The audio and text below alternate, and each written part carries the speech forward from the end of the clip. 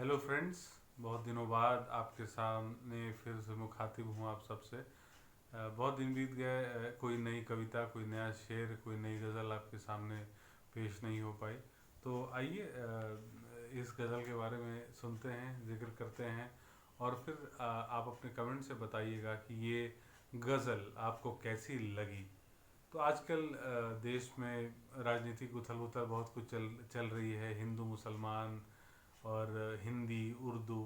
तो मुझे लगा कि हिंदी और उर्दू जो एक दूसरे की बहनों की तरह हैं, ये दोनों भाषाएं, ये दोनों लैंग्वेजेस, तो इनके बारे में कुछ लिखा जाए। कुछ दिल से निकली हुई कुछ बातें हैं। कलम से जो निकलती है तो एक कविता निकलती है। कलम से जो निकलती है तो एक कविता निकलती है। मैं जब हिंदी में कहता हूँ गले से उर्दू निकलती है। मैं जब भी हिंदी कहना चाहता हूँ गले से उर्दू निकलती है। कभी आप मुनव्वर राना साहब का एक इंटरव्यू पढ़ेंगे या जनरली आप अपने नॉलेज से जानना चाहेंगे, तो उर्दू की डिक्शनरी में 70% लगभग हिंदी शब्द हैं। तो आप समझ सकते हैं कि जब मैं हिंदी में कहता हूँ तो गले से उर्दू क्यों निकलती है। कलम से जो निकलती है तो एक कविता निकलती है। मैं जब हिंदी में कहता हूँ तो गले से उर्दू निकलती है। सगी बहनों का रिश्ता है हिंदी उर्दू। सगी बहनों का रिश्ता है सदा से जिनके बीचों बीच। गला उर्दू का पकड़ो तो हिंदी से आह निकलती है। ये दोनों बहनें हैं, जुदा हो ही नहीं सकती। कोई कह ही नहीं सकता कि हिंदी अलग है उर्दू अलग है। जब मैं आपसे बात कर रहा हूँ या आप जब भी अपनी हिंदी भाषा में अपने परिवार से कुछ बात करते हैं, आपको ये पता ही नहीं रहता है कि आप कितने शब्द उर्दू के बोल गए हैं। यही है हिंदी और उर्दू। जैसे मिला दिया जाए पानी और तेल को तो पता ही नहीं चलेगा पानी कहाँ है तेल कहाँ है, उसी तरह से। तो सगी बहनों का रिश्ता है सदा से जिनके बीचों बीच। गला उर्दू का पकड़ो तो हिंदी से आह निकलती है। इकबाल हो, फिराक हो, नीरज हो या फैज़ हो। इकबाल हो, फिराक हो, नीरज हो या फैज़ हो।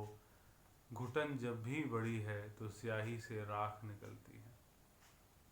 चाहे वो हिंदी के अल्फाज हों, उर्दू के शब्द हों, जब भी घुटन बढ़ी है, जब भी लेखकों को ये लगा है कि शायद एक ऐसा कैनवस जहाँ पे वो अपने मन के विचारों से उस कैनवस को रंगा करते थे, रंग सकते हैं, या अपने मन की भड़ास या किसी भी सामयिक घटना पर अपने कोई भी विचार नहीं निकाल पा रहे, नहीं लिख पा रहे, ऐसे माहौल में जब भी घुटन बढ़ी है तो विद्रोह का बिगुल बजा है और शायरों और लेखकों की लेखनी से आवाज़ निकली है। इकबाल हो, फिराक हो, नीरज हो या फैज़ हो। घुटन जब भी बढ़ी है तो स्याही से राख निकलती है। और हम क्रांति हिंदी में लाएं, हम क्रांति हिंदी में लाएं या बोलो बगावत उर्दू में। अशफाक उल्लाह कहता है कब्र से रूह निकलती है। अशफाक उल्लाह साहब महान क्रांतिकारी, कभी ये जो हिंदी में और उर्दू दोनों में शायरी करते थे, लेखक थे, शायर थे। लेकिन जब देश को, वतन को ज़रूरत पड़ी उनकी, तो उनके अंदर का क्रांतिकारी सामने आ गया। हम क्रांति हिंदी में लाएं या बोलो बगावत उर्दू में। अशफाक उल्लाह कहता है कब्र से रूह निकलती है।